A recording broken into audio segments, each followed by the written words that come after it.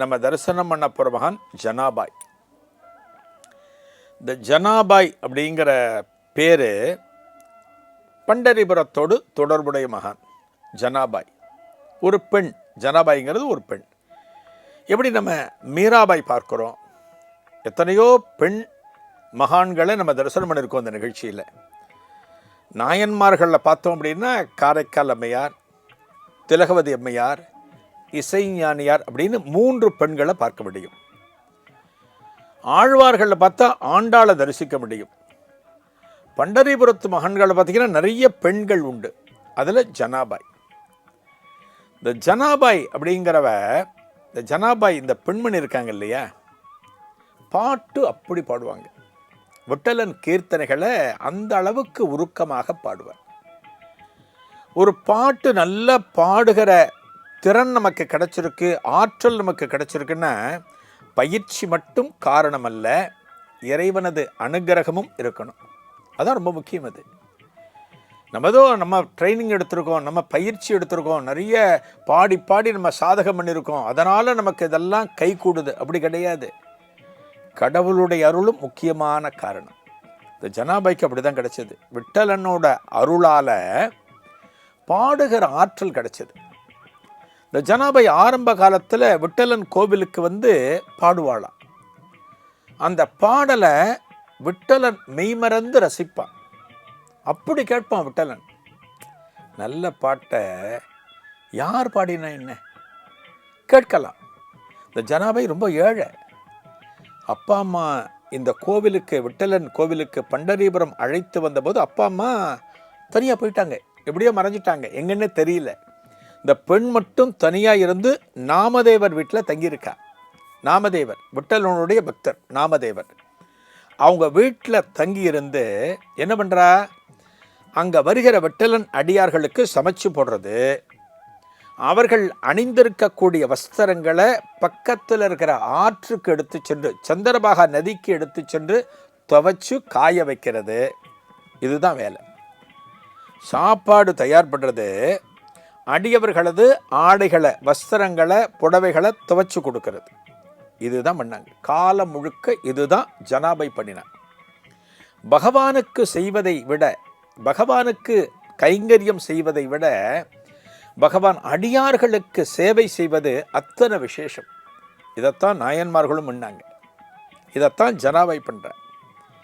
ஜனாபாய் வீட்டில் ரொம்ப பிஸி ஆகிட்டதுனால விட்டலன் கோவிலுக்கு வர முடியல. அப்போ விட்டலன் என்ன பண்ணுவான், இந்த ஜனாபாயோட பாட்டு கேட்கணுங்கிறதுக்காக கோவிலேருந்து புறப்பட்டு ஒரு சிறுவனாக வடிவம் எடுத்து இங்கே வருவான், நாமதேவர் வீட்டுக்கு வருவான். இங்கே ஜனாபாய் என்ன பண்ணுவா, ஒரு எந்திரத்தில் ஏதான மாவு அரைச்சின்னு இருப்பாள். அங்கே வந்து, நீ கோவிலுக்கே வரலையே, விட்டலன் சந்நிதிக்கு முன்னாடி பாடுவியே, நீ பாடு, நான் கேட்கணும் அப்படின்பா. எனக்கு இவ்வளோ வேலை இருக்கே, நான் எப்படி பாட முடியும் அப்படின்னு ஜனாபாய் கேட்பா. உன் வேலையை நான் செய்கிறேன், அந்த எந்திரத்தை நான் அரைக்கிறேன், நீ பாடு எப்படிலாம் சொல்லுவான் விட்டலன். ஒரு தடவை விட்டலன் வரான். ஒரு தடவை விட்டலனாக வந்து ஜனாபாய் கிட்ட பேசிட்டு இருக்கான். பக்திக்கு பாருங்க, ஜனாபாய் ஏழை. ஜனாபாய்க்கு யாருமே கிடையாது, சொத்து சுகம் கிடையாது. என்ன இருக்கு ஜனாபாய் கிட்ட? ஆத்மார்த்தமான கிருஷ்ண பக்தி மட்டும்தான் இருக்கு. அந்த கிருஷ்ண பக்திக்கு கட்டுப்பட்டு விட்டலன் இவ வீட்டுக்கு வருவான். ஆக பக்திக்கு வந்து எந்த ஒரு காலத்திலும் படாடோபம், ஆடம்பரம் முக்கியமே கிடையாது, எளிமை வேணும் பக்திக்கு. பக்தியில் வந்து நான் எவ்வளோ கிராண்டாக பண்ண தெரியுமா அந்த பூஜையை, அது முக்கியம் இல்லை. கிராண்டாக பண்ணுறது முக்கியம் இல்லை. நம்ம எல்லாத்தையும் முறையாக பண்ணோமா, 4 பேருக்கு சாப்பாடு போட்டோமா, மந்திரங்களை நன்னா சொன்னோமா, நம்ம ரொம்ப எளிமையாக இருந்தோமா, அதான் முக்கியம். அது இந்த விட்டலனே தேடி வரான். எங்கே? ஜனாபாய் கிட்ட வரான். என்ன பண்ணுறான், தன்னுடைய பட்டு பீதாம்பரம் இருக்கு இல்லையா, அவன் அணிந்து கொள்ளக்கூடிய பட்டு பீதாம்பரம் அதை கொடுத்து, ஜனாபாய் உன் கையால் இதை துவைச்சி கொடு விட்டலன் கேட்கிறான். ரொம்ப கேஷுவலாக வாங்கிக்கிறா அவ. ஏன்னா விட்டலன் டெய்லியே வரான், ஜனாபாய் கிட்ட பேசுகிறான். அவர் ரொம்ப ஆச்சரியமெல்லாம் பார்க்கல. ஜனாபாய் விட்டலனை, அப்படியா, சரி கொடு, நான் துவைச்சு தரேன். நீ எதை கட்டிகிட்டு இருப்ப? நீ கோவிலுக்கு வர போகணுமே, உன்னுடைய பக்தர்கள்லாம் உனக்காக காத்து கொண்டு இருப்பார்களே. யார்? ஜனாபாய் சொல்கிறா.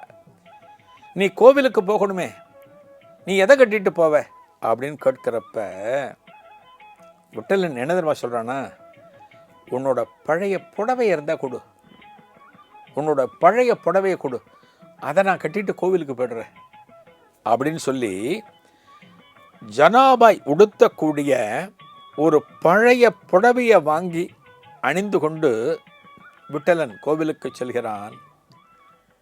மறுநாள் காலையில் பண்டரிபுரத்தில் அந்த விட்டலனுடைய கருவறை திறக்கிற பூஜகர்கள், அர்ச்சகர்கள் அதிர்ந்து போகிறார்கள். என்ன காரணம்? ஒரு கந்தல் புடவையை கட்டிக்கிட்டு விட்டலன் காட்சி கொடுக்கிறான். ஒரு விட்டலன் எப்போதும் எப்படி காட்சி கொடுப்பான்? ஒரு பட்டு பீதாம்பரத்தை அணிந்து கொண்டு காட்சி தரக்கூடிய விட்டலன் ஒரு கசங்கின கிழிஞ்ச பழைய ஒரு புடவையை கட்டி கொண்டு காட்சி தருகிறான். இதை பார்த்த உடனே அர்ச்சகர்கள் அதிர்ந்து போகிறார்கள். ஆனாலும் சமாதானமாறாங்க. என்ன காரணம்னா, அந்த அர்ச்சகர்களுக்கு தெரியும், ஒருவேளை யாரேனும் ஒரு பக்தை இந்த விட்டலனிடம் பிரார்த்திக்கிற போது இவன் பட்டு பீதாம்பரத்தை கொடுத்துருப்பான், அவங்க கிட்ட இருக்கிற பழைய புடவையை வாங்கிட்டு கட்டியிருப்பான், இதுபோல் அடிக்கடி செய்பவன் ஆயிற்றே இந்த விட்டலன் அப்படின்னு அந்த அர்ச்சகர்கள் தெளிகிறார்கள், மனசை சமாதானப்படுத்துகிறாங்க.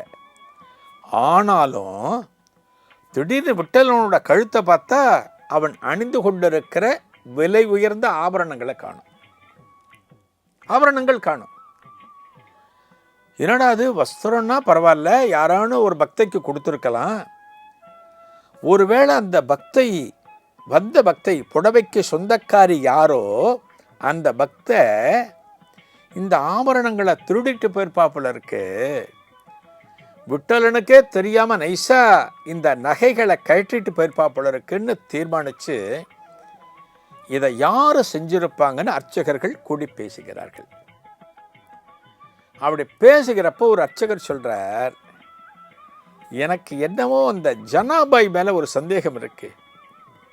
ஜனாபாய் அப்பப்போ கோவிலுக்கு வருவா, விட்டலனுக்கு முன்னாடி பாடுவா, விட்டலன் அதை கேட்பான். இந்த ஜனாபாய் தான் இதெல்லாம் எடுத்துகிட்டு போயிருக்கணும், அவள் தான் திருடிட்டு போயிருக்கணும். நாமதேவர் வீட்டில் தானே இருக்கா, நாமதேவர் நல்ல பக்தராச்சே, விட்டலனுக்கு மிகவும் வேண்டப்பட்டவர் ஆயிற்றே, அவங்க வீட்டில் போய் மெல்ல நம்ம விசாரித்து பார்ப்போம்னு சொல்லிட்டு இந்த அர்ச்சகர்கள் புறப்பட்டு நாமதேவர் வீட்டுக்கு வராங்க. நாமதேவர் வீட்டுக்கு வராங்க. அங்கே பார்த்தீங்கன்னா நாமதேவர் ஒரு விட்டலன் நாமத்தை சொல்லிட்டு இருக்கார். கூட இருக்கிற பக்தர்கள்லாம் சில பேர் கேட்டுட்ருக்காங்க. கால நேரத்தில் ஜனாபாய் பார்த்தீங்கன்னா இன்றைக்கி சமையல் வேலையில் ரொம்ப மும்முரமாக இருக்கா. இன்றைக்கி ஜனாபாய் இந்த கோவிலேருந்து வந்த அர்ச்சகர்கள் நாமதேவரை பார்த்து வணங்கிவிட்டு விஷயத்தை சொல்கிறாங்க. இதுபோல் கோவிலில் பார்த்திங்கன்னா விட்டலனோட நகையெல்லாம் காணலை, எனக்கு என்னமோ இந்த ஜனாபாய் எடுத்துகிட்டு வந்திருப்பாளோன்னு ஒரு சந்தேகம் இருக்குது மெல்ல சொல்கிறாங்க. ஏன்னா நேரடியாக ஜனாபாய் மேலே குற்றம் சாட்ட முடியாது. நாமதேவர் அங்கே இருக்கார், ஏன்னா ஒரு உண்மையான பக்தர், விட்டல் கூட பேசக்கூடியவர், எப்படி உறுதியாக சொல்ல முடியும்னு கொஞ்சம் பயந்து சொல்கிற போது நாமதேவர் சொல்கிறார், இல்லை இல்லை, நீங்கள் நினைக்கிற மாதிரிலாம் இருக்காது, ஜனாபாய் ரொம்ப உண்மையானவ, ஜனாபாய் நேர்மையானவ, எந்த ஒரு காலத்திலும் இதுபோல் ஒரு திருட்டையெல்லாம் அவள் செய்யவே மாட்டா, பகவான் மேலே அவ்வளவு பக்தி வச்சுருக்கா, விட்டலன் மேலே அவ்வளவு பக்தி வச்சுருக்கா, அவள் இந்த திருட்டை செய்திருக்க வாய்ப்பே கிடையாது, நீங்கள் ஏதோ தவறுதலாக சொல்கிறீங்க, இதனுடைய உண்மையாக இது எங்கே இருக்குது என்னங்கிறத நீங்கள் விசாரித்து பாருங்கள், உங்களுக்கு கிடைச்சிடும் அப்படிங்கிற. அதுக்கு மேலே ஜனாபாயை மிரட்டி கேட்க முடியாது. இந்த அர்ச்சகர்கள் வந்திருக்காங்க பார்த்தீங்களா, ஜனாபாயை மிரட்டி கேட்க முடியாது. ஏன்னா இது நாமதேவருடைய வீடு, அவருடைய பர்மிஷன் இல்லாமல் போய் ஜனாபாயை மிரட்டி நீ எடுத்தியா, திருடியா, நீ தானே அப்படிலாம் கேட்க முடியாது. என்ன பண்ணுறாங்க, கொஞ்ச நேரம் பேசுகிறாங்க, பேசிட்டு வந்துடுறாங்க. இந்த அர்ச்சகர்கள் திரும்பி வருகிற போது இவங்க பேசுகிறாங்க. அர்ச்சகர்கள் தங்களுக்குள்ள, எப்படியும் ஜனாபாய் தான் இதை எடுத்துருக்கணும், அவள் தான் திருடி இருக்கணும், நம்ம இன்னும் கொஞ்சம் நேரம் கழித்து அவங்க வீட்டுக்கு திரும்ப போவோம், நாமதேவர் இப்போ வீட்டில் இருக்க மாட்டார், நம்ம விசாரிக்கிறபடி விசாரிப்போம் என்று பேசுகிறார்கள். அதன்படி கொஞ்சம் நேரம் கழித்து நாமதேவர் கோவிலுக்கு வந்த பிறகு அந்த விட்டலன் உடுத்தியிருந்த பழைய புடவை இருக்குது பார்த்தீங்களா, அந்த புடவையை எடுத்துட்டு வீட்டுக்கு போகிறாங்க. நாமதேவர் வீட்டுக்கு போகிறாங்க. ஜனாபாய் வீட்டில் இருக்க. ஜனாபாய் கிட்ட இந்த புடவையை காமிக்கிறாங்க. இந்த புடவை உன்னோட புடவையா கேட்குறாங்க. ஜனாபாயோட புடவை தானே அது, விட்டலன் தானே இங்கேருந்து புறப்படும் போது வாங்கிட்டு போனது. அந்த புடவையை பார்த்துட்டு, ஆமாம் இது என்னோட புடவை தான், இந்த புடவையத்தான் விட்டலன் என் வீட்டுக்கு வந்துட்டு கேட்டு வாங்கிட்டு போனான், அப்படி போகிற போது தான் உடுத்தி இருக்கக்கூடிய பட்டு பீதாம்பரத்தை எங்கிட்ட கொடுத்து துவைக்க சொல்லி விட்டலன் என்கிட்ட சொல்லியிருக்கான், நான் அந்த பட்டு பீதாம்பர துணியை துவைச்சி வெளியில் உணர்த்தி வச்சுருக்கேன், நான் உங்களுக்கு அதை கொண்டு கொடுத்துட்றேன், நீங்கள் உடனே கொண்டு போய் விட்டலன்ட்டு கொடுத்து பட்டு பீதாம்பரத்தை அணிஞ்சிக்க சொல்லுங்கள், இந்த புடவையெல்லாம் எதுக்கு விட்டலனுக்கு அப்படின்னு சொல்கிறார். இந்த அர்ச்சகர்களுக்கு ஆச்சரியம், என்னடா இந்த புடவை தன்னுதுன்னு ஒத்துக்கிறா, ஆனால் விட்டலன் பட்டு பீதாம்பரத்தை இவகிட்ட கொடுத்து துவைக்க சொன்னதா கொடுத்துருக்கிறதா சொல்கிறா, துவைச்சதை கொல்லையில் உணர்த்தி இருக்கிறதா சொல்கிறா அப்படின்னு நினச்சி, சரிம்மா அந்த பட்டு பீதாம்பரத்தை கொண்டு வாங்க அப்படிங்கிறாங்க. இந்த பட்டு பீதாம்பரத்தை உணர்த்தி வச்சுருக்க, அதை எடுக்கிறதுக்காக போகிறேன். அதை எடுக்கிறதுக்காக கொல்லைக்கு போய் பார்த்தா அங்கே பட்டு பீதாம்பரம் காணும், அந்த துணி இல்லை. அந்த பட்டு பீதாம்பரம் இல்லைன்னு உடனே ஜனாபாய் அங்கும் இங்கும் தேடி பார்க்குறார். ஒருவேளை கீழே விழுந்துடுத்தோ, அந்த பக்கம் விழுந்திருக்குமோ, இந்த பக்கம் சரிஞ்சிருக்குமோன்னு சொல்லிட்டு அந்த தோட்டத்தின் பகுதி முழுக்க தேடுகிறாள். அந்த பட்டு பீதாம்பர துணியை காணலை, எங்கே தேடியும் கிடைக்கல. வீட்டுக்குள்ளே வர, வீட்டுக்குள்ளே வந்த உடனே இந்த அர்ச்சகர்கள்கிட்ட பூஜகர்கள்கிட்ட சொல்கிறார், நான் தேடி பார்த்தேன், அது கிடைக்கவே இல்லை, அந்த பட்டு பீதாம்பரம் எங்கே போச்சுன்னு தெரியல, ஆனால் என்னோட இடத்துக்கு நேற்றுக்கு விட்டலன் வந்தது உண்மை, தன்னோட பட்டு பீதாம்பரத்தை என்கிட்ட துவைக்க கொடுத்ததும் உண்மை, என்னுடைய பழைய புடவையை, ஒரு கந்தல் புடவையை விட்டலன் கேட்டு அணிந்து கொண்டதும் உண்மை, நீங்கள் என்கிட்ட கொடுத்த புடவை என்னோட புடவை தான், ஆனால் அந்த பட்டு பீதாம்பரம் எங்கே போச்சுன்னு தெரியல, நானும் தேடினேன் கிடைக்கல அப்படின்னு அர்ச்சகர்கள்கிட்ட சொல்கிறேன். அதுங்க உண்மை இருக்குது பார்த்தீங்களா, உண்மை, அந்த உண்மையை நம்ம பேச ஆரம்பித்தோம், உண்மையை மட்டும்தான் நம்ம பேசுகிறோம் அப்படின்னா நம்ம ரொம்ப கஷ்டப்படுவோம். உலகினுடைய யதார்த்தம் அது. நம்ம சொல்லுவோம் இல்லையா, ஏதான ஒரு வாக்குவாதம், ஒரு சண்டை அப்படின்னா, டேய் இந்த காலத்தில் உண்மைக்கே காலம் இல்லைடா அப்படிமோ. அதாவது உண்மையை பேசினா அதற்கு ஆயுசு கிடையாது. அப்படின்னா பொய் தான் பேசணுமா, அதுதான் வாழ்க்கையா? கிடையாது, கிடையவே கிடையாது. வாய்மையே வெல்லுங்கிறது சத்தியம். அது என்னைக்கா இருந்தாலும் உண்மைதான் ஜெயிக்கும், அதுதான் வெல்லும். இங்கே பாருங்கள், இந்த இடத்துல எந்த ஒரு சந்தர்ப்பத்திலையும் ஜனாபாய்க்கு பொய் சொல்லணும்னே தோணலை. உண்மையை சொல்லுவோமே, கொல்லையில் உணர்த்தினேன் காணும், அது என்னோட புடவை தான் அப்படின்னு உண்மையை மட்டுமே பேசிக்கொண்டிருக்கிறாள். இந்த பூஜகர்கள் அர்ச்சகர்கள் குழம்புகிறார்கள். எப்படி இதன் பிறகு விசாரிப்பதுன்னு யோசிக்கிறாங்க. அந்த பட்டு பீதாம்பரத்தை காணும்னு சொல்கிறா. அந்த அர்ச்சகர்கள் என்ன நினைக்கிறாங்க, ஜனாபாய் பொய் சொல்கிறா. விட்டலன் வந்திருக்கான், அந்த பட்டு பீதாம்பரத்தை கொடுத்துருக்கான், இவங்கயோ மறைச்சி வச்சுட்டு நம்மக்கிட்ட மறைக்கிறான்னு சொல்லிட்டு வீட்டில் நாமதேவர் இல்லை. என்ன பண்ணுறாங்க, வீட்டில் தேடுறாங்க. அப்போ ஜனாபாய் கேட்கிறா, நான் தான் சொல்கிறேனே எங்கிட்ட இல்லை, அந்த துணியை காணலைன்னு சொல்கிறேன், நீங்கள் ஏதோ தேடுறீங்களேன்னு சாதாரணமாக கேட்கிறா. அந்த அர்ச்சகர்கள் தொடர்ந்து தேடும் முயற்சியில் இறங்குகிறார்கள்.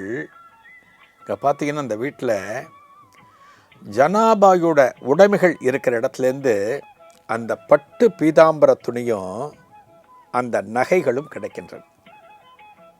அங்கே இருக்குது, அந்த இடத்துல இருக்குது. இதை பார்த்த பிறகு அந்த அர்ச்சகர்களுக்கு, பூஜகர்களுக்கு என்ன தோணும், ஆஹா, இந்த ஜனாபாய் தான் திருடி கொண்டு வந்திருக்கிறாள், விட்டலன்கிட்ட தன்னோட ஏழ்மையை சொல்லி பட்டு பீதாம்பரத்தை வாங்கியிருப்பார், விட்டலனுக்கு தெரியாம விட்டலன் அணிந்திருக்கக்கூடிய ஆபரணங்களையும் எடுத்துட்டு வந்திருக்கா, இவள்தான் திருடி இருக்கிறாள் அப்படின்னு தீர்மானிக்கிறாங்க. ஜனாபாய் ஆணை மட்டும் சொல்றா, இதெல்லாம் நான் எடுக்கலை, இதெல்லாம் விட்டலன் நடத்துகிற லீலை, இது நான் எடுக்கவே இல்லைன்னு எவ்வளவோ சொல்கிறாங்க. ஆனால் அந்த அர்ச்சகர்கள் அடங்கலை. இல்லை, நீ தான் திருடி இருக்க, உன்னை இதோட விடக்கூடாது, ராஜா கிட்ட ஒப்படைக்கணும், உனக்கு தகுந்த தண்டனை கிடைக்கணும்னு சொல்லிட்டு இந்த அர்ச்சகர்கள் ஜனாபாயை கூட்டிட்டு போய் அந்த நாட்டு ராஜாவிடம் ஒப்படைப்பார்கள். ராஜா கிட்ட கொடுத்துட்டு விஷயத்தை சொல்லுவாங்க. இது போல் இந்த நகைகள் இவ வீட்டிலேருந்து எடுத்தோம், இந்த பட்டு பீதாம்பரத்தை அங்கிருந்து எடுத்தோம், இந்த பழைய புடவையை கட்டிக்க கொடுத்துருக்கா விட்டலனுக்கு, அதை கோவிலேருந்து கொண்டு போய் கொடுத்தோம், எல்லாவற்றையும் சொல்கிறார்கள். ராஜா எல்லாத்தையும் காதில் வாங்கிட்டு ராஜா கேட்கிறார் ஜனாபாயை பார்த்து, நீ தான் திருடினாயா விட்டலன் ஆபரணங்களை அப்படின்னு கேட்கிறார். இல்லை ராஜா, நான் எடுக்கலை, இது விட்டலன் நடத்துகிற நாடகமாக இருக்கும், விட்டலனே என் வீட்டில் என்னோடய பாட்டெல்லாம் கேட்பான், நான்லாம் திருடலை ராஜா அப்படி. ராஜா சந்தர்ப்ப சூழ்நிலைகளை வச்சு பார்க்குறார், இந்த ஜனாபாய் தான் திருடி இருக்கணும்னு தீர்மானித்து என்ன தீர்மானம் பண்ணுறாரா, இல்லை உனக்கு தண்டனை கொடுத்தே ஆகணும், நீ தான் திருடி இருக்க ராஜா சொல்கிறார். ராஜா, என்னுடைய கண்களே குருடானாலும் பரவாயில்ல, எந்த தண்டனை கிடைச்சாலும் பரவாயில்ல, நான் திருடலைங்கிறது உண்மை அப்படின்னு ஜனாபாய் சொல்கிறார். ஓ, உன் கண்ணு குருடானணும்னு சொல்கிறியா அப்படின்னு சொல்லிட்டு அந்த கண்ணை குருடாக்கிறதுக்காக ஒரு சூலாயுதத்தை கொடுத்து 2 காவலர்களை அனுப்புவார் ராஜா. அந்த சூலாயுதத்தால் அவர் 2 கண்களை குத்த முற்படுகிற போது சூலாயுதங்கள் சாம்பலாகும் விட்டலன் அருளால்.